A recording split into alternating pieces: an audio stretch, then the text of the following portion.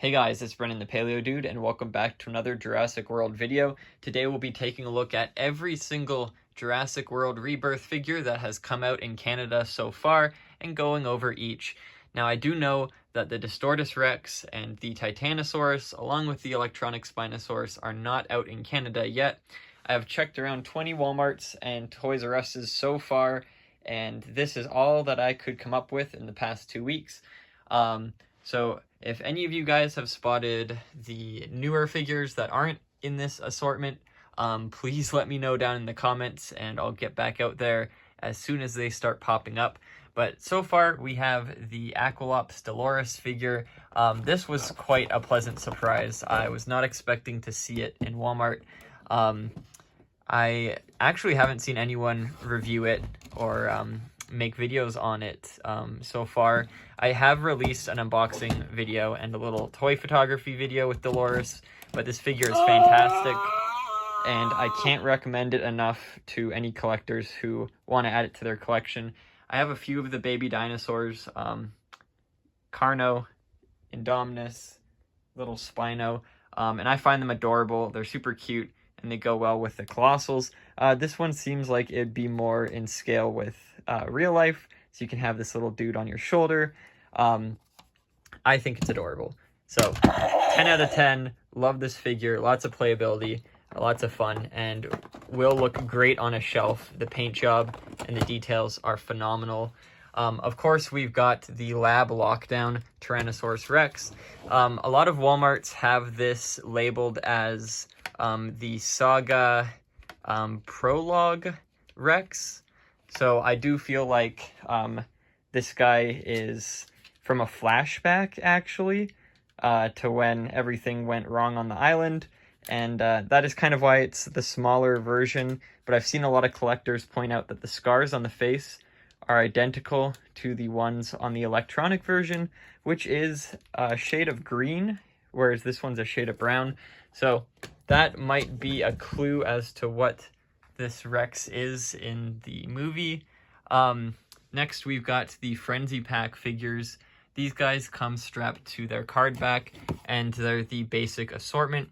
They've got simple articulation, no action feature, and one of the most notable figures, which you may suspect to be a repaint, or not a repaint, just a re-release, is in fact a repaint of a previous Proceratosaurus figure.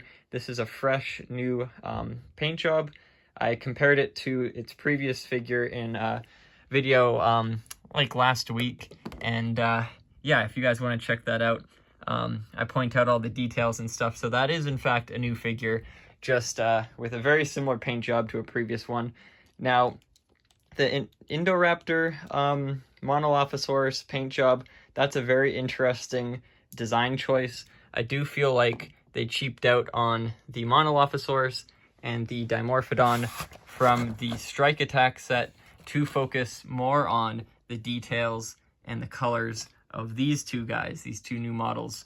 So this is the action assortment of the smaller dinosaurs, and each one comes with a little action feature. The Tapejara has wing flapping action, and if you've seen in my previous videos, I compared it with the original Tapejara, and it is basically just the same, missing some of the paint, which is interesting. And then this guy has a little tail club action, which is cool, or I guess head action if you want to use it in reverse. The teeth on the Stransevia are just gorgeous. They're a nice soft plastic, so they can make them nice and pointy without worrying about them hurting or scuffing the paint. And the details on the body are incredible. So the Frenzy Pack also has the Edmontonia with some very nice rubbery spikes, which again allow them to be way sharper. Really nice detail to include on these figures. The tail on the bottom actually also has paint, which is surprising. And this is a huge figure for being a small assortment pack. Like, compared to the electronic figures, it is huge and beefy. Here, let's compare it to our little Proceratosaurus. you can see how much more bulk and size this guy has. So I'm surprised that they included it in this line and made it that big. It's a very welcome surprise and definitely worth getting multiple of for herds. It would look great in photography and probably go well with like Pachyrhinosaurus and Albertosaurus. So that figure's fantastic. Next we have the electronic lineup. I can't remember what they called this assortment of electronic dinosaurs, but they have the Nisutoceratops, which is a very interesting natural coloration. We got the browns, we got the blues. So I have a feeling this guy might be in the movie, where the rest sport this very colorful, vibrant patterns, and makes me believe that they might not appear in the movie. Maybe baryonyx. I don't know why it's this kind of orangey pink, but I do enjoy that they upgraded the sculpt. The mold is completely new. If you check out my previous videos, I compare it to the original baryonyx figures, and it is indeed a complete remodel. So that is very neat. And of course, we got the Utah Raptor, which has a lot of coloration similarities to the original Kenner Utah Raptor, which I very much enjoy. And then of course, beautiful Maiasaura, there we go. Unfortunately, it does not have paint on the bottom jaw, which is interesting, seeing as some of the smaller dinosaurs all have paint on that lower beak part, which, I don't know, it doesn't bother me too much, but it's interesting that they left it out on these figures, seeing as they have very nice, beautiful paint jobs all throughout. This little guy, Iani, is a interesting new dinosaur with kind of like a parrot-like head, and I love the colors and positions you can get this guy in for photography. So I ended up getting 2 of him, or her, and these guys are the non-electronic medium-large figures, and you can see they have some really nice action features along with details. I compared them to previous medium-large dinosaurs, and you can actually see that the sculpts themselves are incredibly detailed in comparison to older figures, with extra paint, extra detailing, which they do in rubber to add a little extra sharpness. So that is fantastic, and their action features are really fun. Same with the Rex. The Rex also is highly detailed. The sculptors really did an insane job on all the scales, wrinkles, and folds. The Bite and Blast Mosasaur is probably the most fun figure out of this new assortment. It comes with a little cannon inside of its mouth where you can launch the Dilophosaurus figure from inside. I think that is fantastic. It even has these pterygoid teeth molded in rubber so that they can be extra sharp. So you can stick the little Dilophosaurus in there, and there's a button on the tail that you press, and it launches out. Well, that was a kind of failed launch, but in my review of this figure, you can actually see how far this guy goes, and it shoots out pretty far if you get it in there right. So I love that feature, and I really hope that's a scene in the movie. I think that'd be hilarious, and it's just oddly specific, so fingers crossed.